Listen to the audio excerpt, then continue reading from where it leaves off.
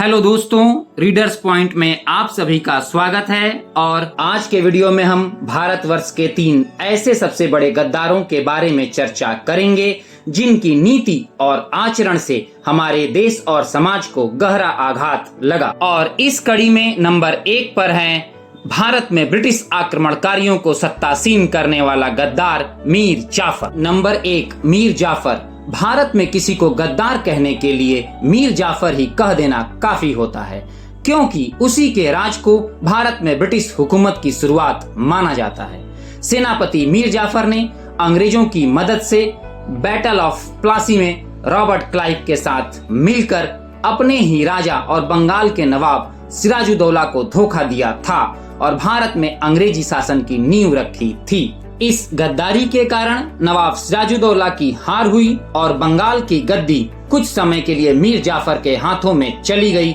जो 1757 से 1760 तक बंगाल का नाम मात्र के लिए नवाब भी रहा, क्योंकि सारे फैसले ब्रिटिश हुकूमत से पूछकर ही लेने पड़ते थे। हालांकि अंग्रेजों ने हिंदुस्तान के इस गद्दार को उसकी गद्दारी की सजा भी एक गद्दार से ही दिलाई। अंग्रेजों ने मीर कासिम का सहारा लेकर मीर जाफर को मार डाला और फिर मीर कासिम को खुद ही मार डाला और अंततः पूर्ण रूप से अंग्रेजी हुकूमत स्थापित की और अपनी रणनीति में सफलता पाई।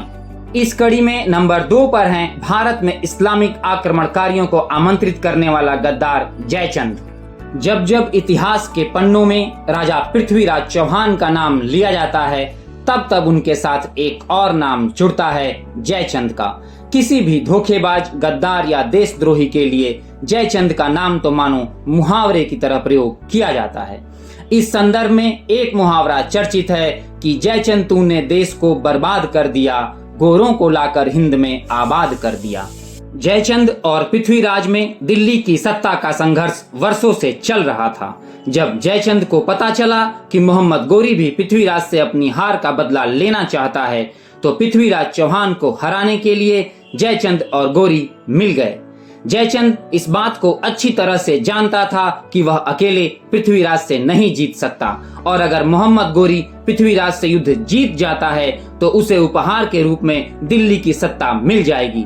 परंतु अफगानिस्तान से आए मोहम्मद गोरी ने 1192 का युद्ध जीतने के बाद राजा जयचंद को भी 1194 में मार दिया और उसके बाद कन्नौज और दिल्ली सहित अन्य राज्यों पर भी कब्जा कर लिया, और यहीं से भारत में इस्लामिक आक्रमणकारियों का शासन आरंभ हुआ।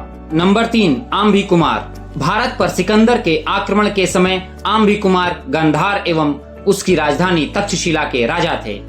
इनका राज्य सिंधु नदी और झेलम नदी के बीच विस्तृत था। ये पौरव देश के राजा पर्वतेश्वर, जिन्हें यवन पोरस कहते थे, के प्रतिद्वंदी राजा थे। पोरस का राज्य झेलम नदी के पूर्व में स्थित था।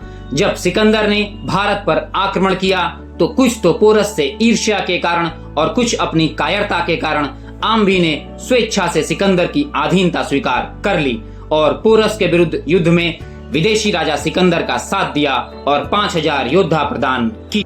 इसके बाद सिकंदर अर्थात अलेक्जेंडर ने तक्षशिला समेत भारत के अन्य जनपदों में क्षत्रप नियुक्त कर दिए और खुद अपने देश के लिए प्रस्थान कर लिया। ये क्षत्रप अलेक्जेंडर के आदेशों का पालन करते थे तथा आंभी कुमार जैसे अन्य राजाओं को क्षत्रप की अनुमति के बिना कोई निर्णय लेने की अनुमति नहीं थी। हालांकि कुछ समय बाद ही आंभी कुमार को आभास हो गया कि यद्यपि वह राजा तो घोषित किया गया है, पर तक्षशिला में शासन यवनों का ही है।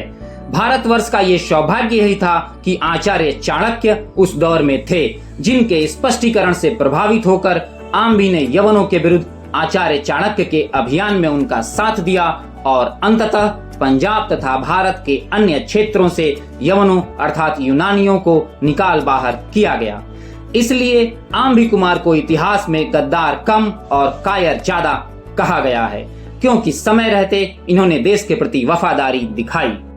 दोस्तों, यहाँ आपको यह भी बताते चलें कि भारतवर्ष के गद्दारों की सूची में कुछ और नाम भी हैं, जिन्हें हम बहुत जल्द आपके सामने प्रस्तुत करेंगे।